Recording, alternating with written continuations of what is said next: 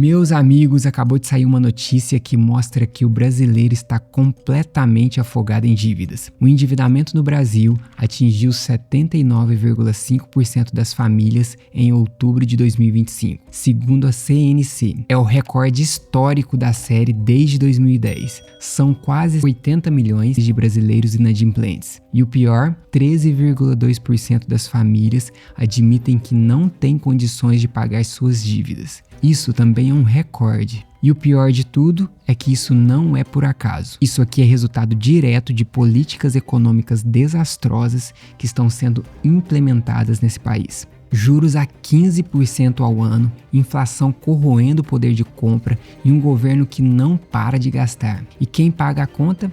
Você, o trabalhador brasileiro. Eu vou trazer essas e outras informações.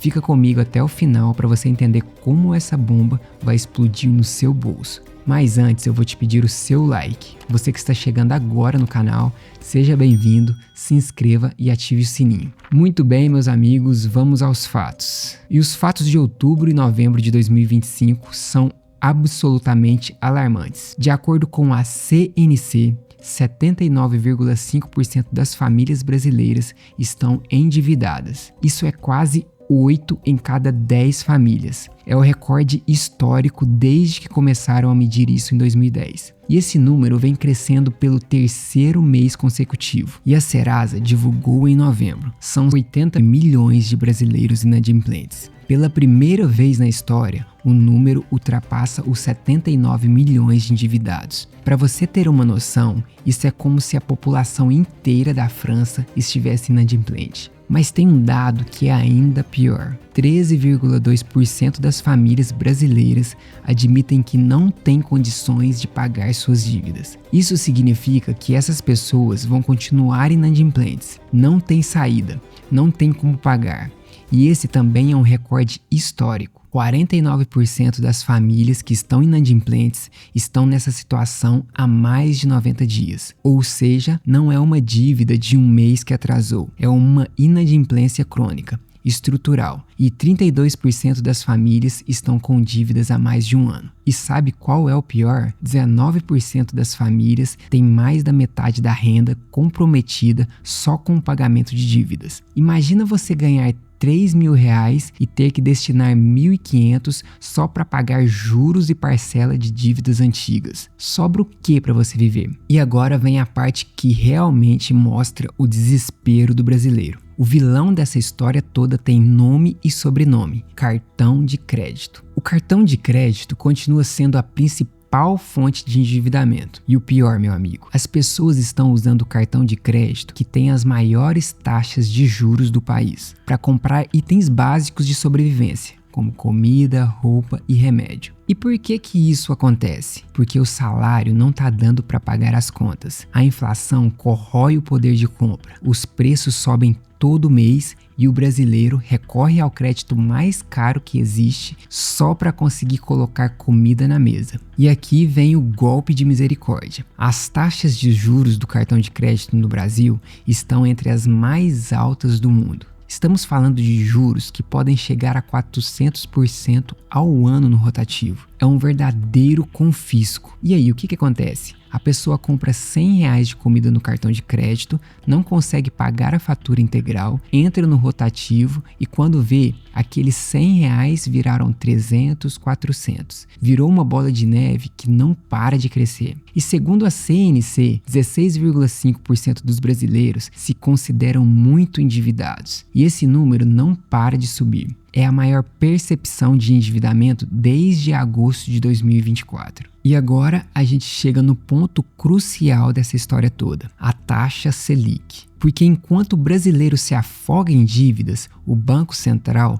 mantém os juros em 15% ao ano. É a maior taxa em quase 20 anos. E sabe o que isso significa na prática? Que o crédito fica ainda mais caro, que as parcelas do financiamento sobem, que as empresas demitem porque fica mais caro produzir, que o desemprego aumenta. Quando o Banco Central mantém os juros nesse patamar, ele está fazendo isso com qual objetivo? Controlar a inflação. Só que tem um detalhe: a inflação que o brasileiro sente no bolso não é controlado pela Selic. Os preços da comida, gasolina, gás, do aluguel, tudo isso continua subindo. Então o que acontece é o seguinte: o Banco Central mantém os juros altos para tentar segurar a inflação, mas no processo massacra o trabalhador, com crédito mais caro e menos emprego. E a inflação continua aí, comendo o poder de compra do brasileiro. E olha o que a CNC falou: nem mesmo o bom momento do mercado de trabalho tem sido suficiente para conter o avanço da inadimplência, tamanho o patamar atual dos juros. Ou seja, mesmo com gente empregada, as pessoas não conseguem pagar suas contas porque os juros estão estratosféricos. O comércio já sente a desaceleração nas vendas. As famílias estão obrigadas a fazer ajustes no orçamento. E o ciclo vicioso se completa. E agora vem a parte que mais dói. Quem mais sofre com essa situação toda são justamente os mais pobres. Olha só que interessante. Entre as famílias que ganham até 3 salários mínimos, a inadimplência chegou a 39,2% em outubro. Quase 4 em cada 10 famílias pobres estão inadimplentes. Agora, compara entre as 10 famílias que ganham mais de 10 salários mínimos. A inadimplência é de 16,2%. Você tá vendo a diferença? Os pobres têm o dobro de chance de estar inadimplentes. E por quê? Porque eles são os primeiros a perder o emprego quando a economia desacelera. Eles são os que mais sofrem com a inflação porque gastam proporcionalmente mais com itens básicos. E eles são os que pagam juros mais altos porque não têm garantia para oferecer aos bancos. É um sistema perverso, um sistema que concentra renda,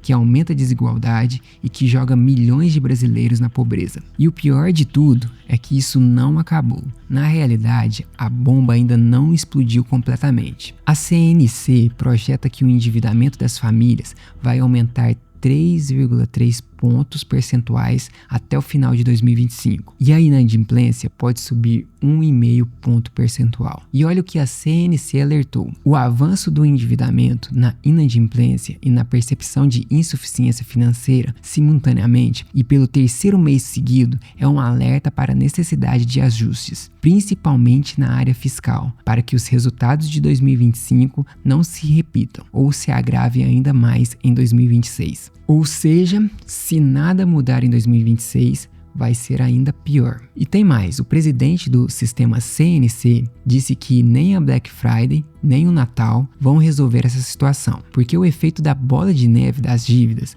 não vai sumir só porque chegaram as decorações nas lojas. E o comércio? O comércio já está sentindo a desaceleração, porque quando as famílias comprometem quase 30% da renda com dívidas, elas não têm fôlego para novos gastos, não tem como comprar, não tem como consumir. E quando o consumo para, meu amigo, a economia para. As empresas não vendem, os empregos somem e o ciclo vicioso se completa. Bom, meus amigos, já trouxe aqui algumas informações do nosso conteúdo de hoje, mas você já sabe que a nossa conversa continua aqui embaixo no campo dos comentários. O que você acha dessa situação de inadimplência no Brasil? Você ou alguém da sua família está passando por isso? Como você está lidando com os juros altos? Deixa sua participação aqui nos comentários. É extremamente importante também que você compartilhe esse conteúdo com mais pessoas. Me ajude a propagar essa mensagem compartilhando esse conteúdo para mais pessoas. Se você gostou do nosso conteúdo, deixe o seu like, aproveita também para se inscrever no nosso canal.